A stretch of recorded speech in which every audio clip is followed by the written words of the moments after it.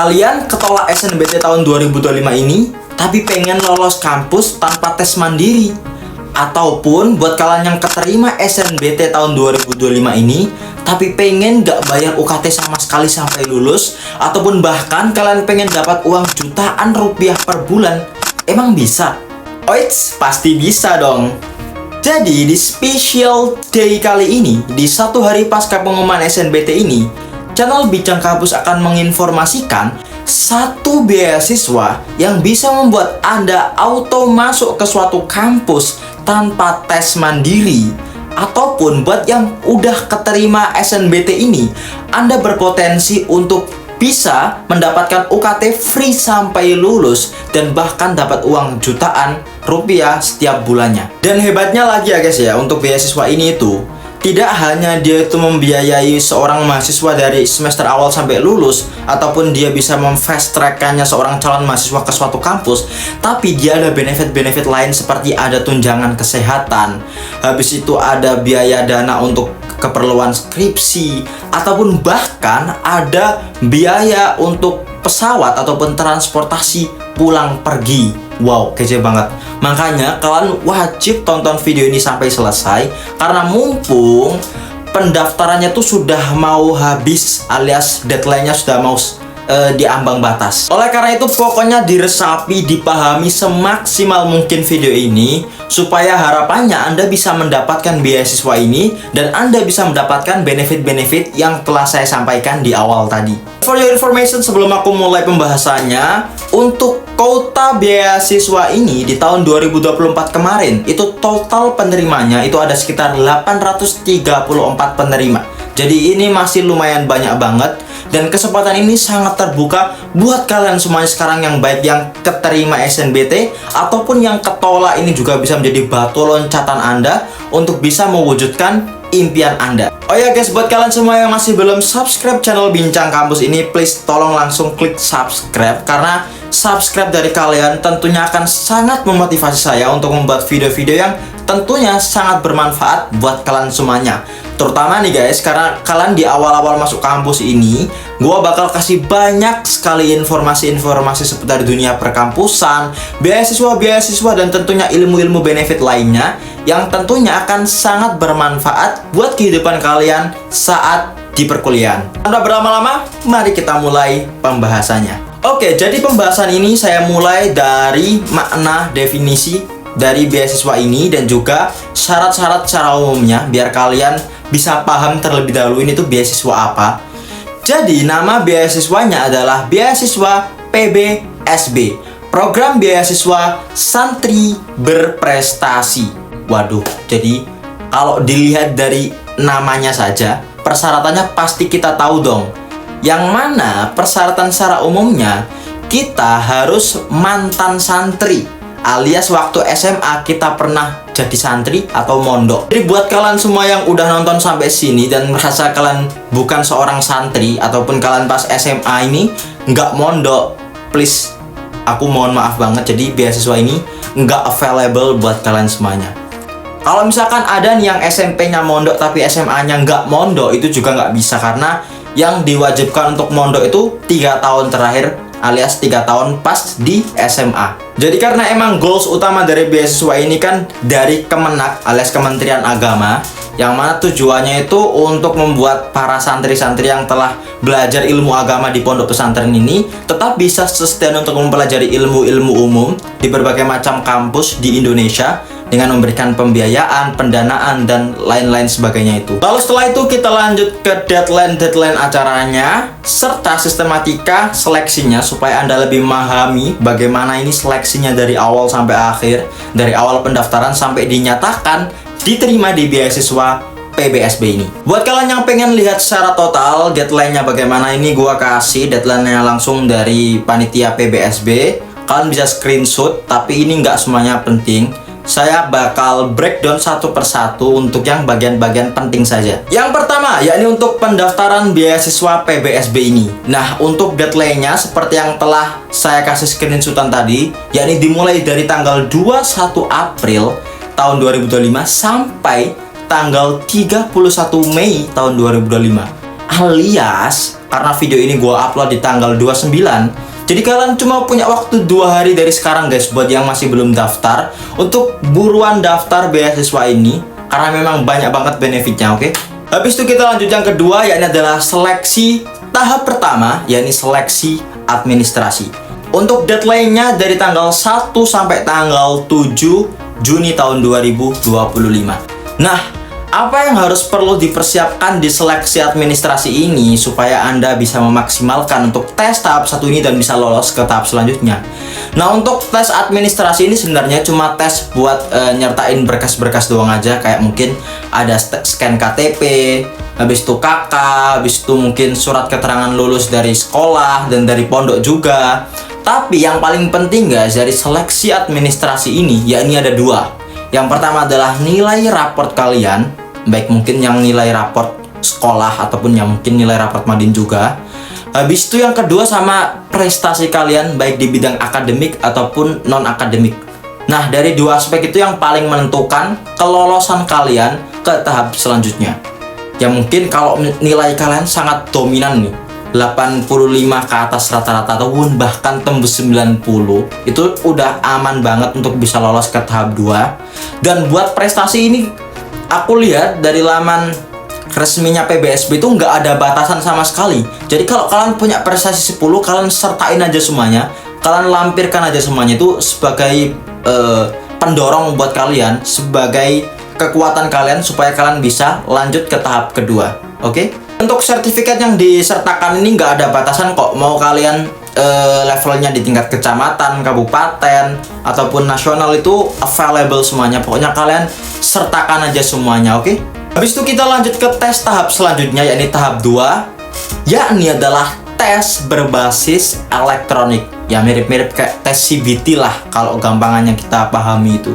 Nah, untuk deadline dari tes tahap 2 ini yakni diselenggarakan pada tanggal 13 Juni sampai tanggal 25 Juni tahun 2025. Untuk sistematika secara umumnya mengenai tes berbasis elektronik ini gua jelasin pakai screenshotan ini. Ini langsung dari panitianya. Kalian bisa screenshot penjelasan ini biar lebih jelas secara umumnya. Tapi gua bakal breakdown hal-hal yang penting di tes tahap 2 ini. Nah, kita bahas dari materinya untuk tes berbasis elektronik ini.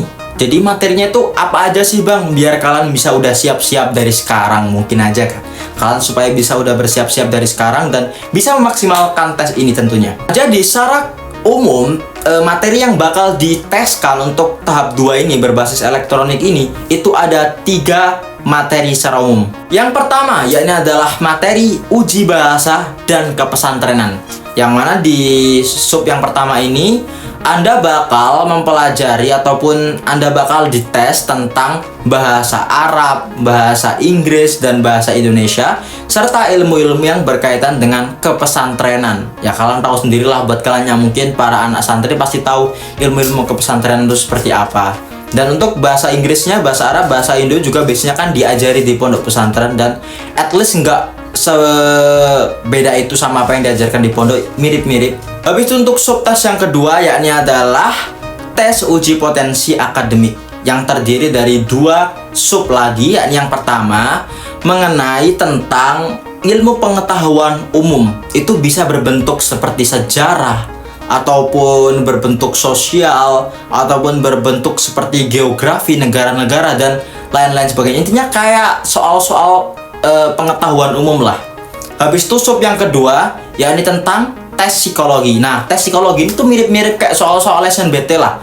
Kayak nanti ada gambar yang kayak gini, habis itu nanti nyocokin gambar selanjutnya bagaimana, ataupun mungkin tes psikologi itu kayak ngetes seperti apa sih pemahaman kita tentang suatu hal, understanding kita, mirip seperti kayak tes IQ lah kalau nggak beda gitu. Habis itu subtes yang ketiga yakni adalah materi uji bidang yang diminati alias prodi yang bakal kita pilih di beasiswa PBSB ini. Misalkan nih kita mau milih suatu jurusan yang mana jurusan ini berbasis keagamaan, maka materi-materi yang harus kita pelajari dan yang nantinya akan diujikan adalah materi-materi seperti hadis, fikih, ilmu tafsir, dan lain sebagainya. Kalau misalkan berbasis sosial humaniora, maka kita pelajari ilmu-ilmu sosial seperti geografi, ekonomi, dan lain sebagainya. Kalau misalkan prodi kita berbasis saintek, FMIPA, Berarti kita perlu belajar kayak MTK, fisika, biologi, kimia. Dan jika misalkan jurusan kita berbasis bahasa, ya maka kita harus menguasai bahasa-bahasa tersebut dan mungkin sampai sastra-sastranya.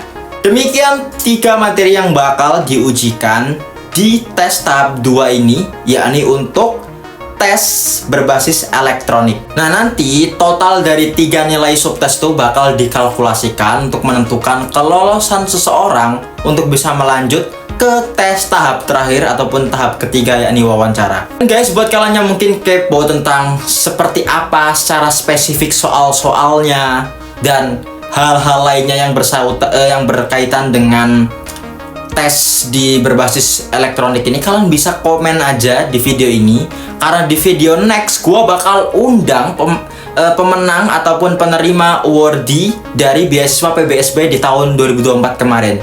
Jadi biar kalian bisa dijawab semuanya soal-soalnya yang akan dibahas di next video. Jadi kalian langsung komen aja di video ini.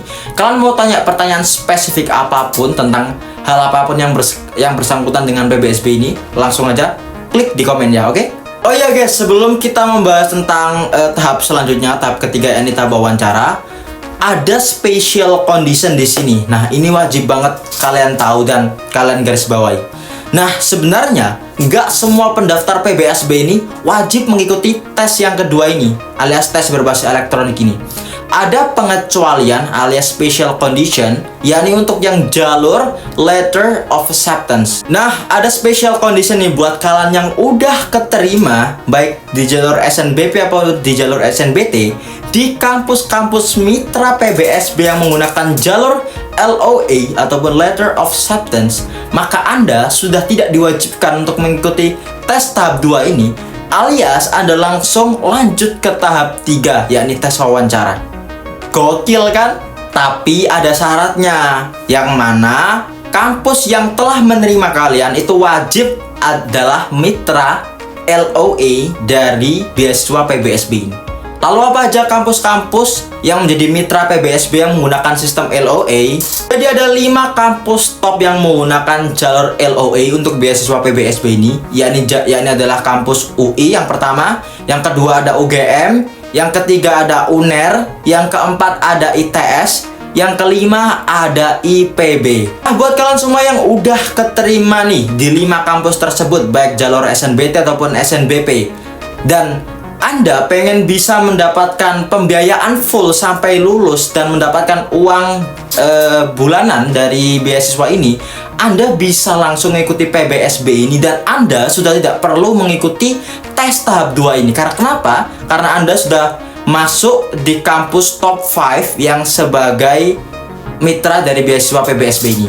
Dan uniknya, kalian bisa pindah ke jurusan manapun yang ada di kampus tersebut. Misalkan nih, si A udah masuk ke kampus UI, tapi dia misalkan masuk ke jurusan A. Nah, dengan dia mengikuti beasiswa PBSB ini, dia bisa punya potensi untuk ganti jurusan di UI menjadi jurusan di B misalkan, atau jurusan di C misalkan. Itu bisa. Asalkan jurusan yang dipilih itu termasuk akreditasi A ataupun unggul. Itu adalah persyaratan utama untuk ganti jurusan. Nah, buat kalian semua yang masih belum keterima di kampus ataupun nggak keterima di 5 kampus tersebut, berarti udah Anda wajib mengikuti tes berbasis elektronik ini. Juga itu nggak semua kampus dan semua prodi itu bisa dimasuki untuk yang selain yang udah keterima di 5 kampus tersebut. Yang bisa dimasuki untuk jurusan PBSB ini, yakni hanyalah kampus-kampus seperti berikut ini. Ini sudah beserta prodi-prodinya juga, udah beserta kampusnya mana saja. Jadi buat kalian yang sekarang ini masih ketolak SNBT, ketolak SNBP, jadi kalian masih punya potensi untuk masuk kampus-kampus yang punya mitra dengan PBSB ini yang selain menggunakan jalur LOA. Ataupun ya, kalau kalian yang udah masuk top 5 tadi tapi gabut pengen masuk ke kampus-kampus lain yang non LOA ini, bisa-bisa aja. Nah, sekarang kita lanjut ke tes tahap 3, yakni adalah tes wawancara, yang mana deadline-nya dari tanggal 29 Juni sampai tanggal 15 Juli tahun 2025. Nah, sebelum itu gue jelasin dulu buat kalian yang juga pengen tanya spesifikasinya tentang bagaimana sih pertanyaan-pertanyaan spesifik yang bakal ditanyakan di wawancara ini. Kalian bisa langsung aja tulis di kolom komentar kalian mau tanya seperti apa. Di next video bakal dijawab dengan orang yang bakal gue undang, yakni sebagai penerima beasiswa PBSB tahun 2024 kemarin. Biar lebih clear dan kalian juga lebih termotivasi, sumbernya lebih jelas yakni dari penerima tahun sebelumnya, oke? Tapi untuk secara umum materinya tuh kurang lebih ada 6 materi yang bakal ditanyakan di tes wawancara ini dan udah dirilis resmi di websitenya PBSB. Kurang lebih yakni seperti berikut. Ini kalian bisa langsung screenshot karena ini juga penting banget buat pembelajaran kalian. Mungkin aja dari kalian sudah ada yang pede nih dari awal lolos ke tahap 3. Jadi ya mau nggak mau kalian harus mempersiapkan dari sekarang, oke? Lebih yang paling harus kalian perhatikan yakni adalah wawasan kebangsaan dan juga mungkin baca kitab kuning, dan juga masih ada hafiz Quran tadi juga. Dan ya yang paling penting mungkin dari wawancara ini kalian usahakan jangan sebelibet itu untuk menjawab soal-soal dari dosen ataupun dari penguji misalkan ya.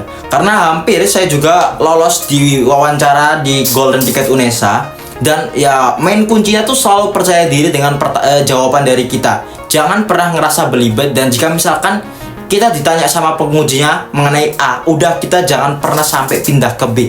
Kita fokus ke main idea A sampai si penguji itu puas dengan jawaban kita mengenai hal itu, oke? Nah, untuk pengumumannya dari kelolosan tes beasiswa PBSB ini setelah melalui proses yang begitu panjang banget itu bakal diumumkan pada tanggal 31 Juli tahun 2025. Jadi kalian harus melewati tes yang begitu panjang tersebut. Dan mungkin buat kalian yang pengen tahu tentang skema dari awal sampai akhir ataupun persyaratan buku panduan dari awal sampai akhir mengenai beasiswa PBSB ini, kalian bisa cek langsung di link deskripsi. Di sana telah saya pasang atau saya taruh itu tentang bookletnya untuk panduan beasiswa PBSB tahun 2025 ini. Sekali lagi mau mengingatkan yang masih belum subscribe channel Bincang Kampus ini, buruan subscribe karena pasti banyak informasi penting buat kalian semuanya yang tentunya sangat bermanfaat. Oke, jadi jangan lupa subscribe, dan sekian untuk episode kali ini. Sampai jumpa di next video dan terima kasih.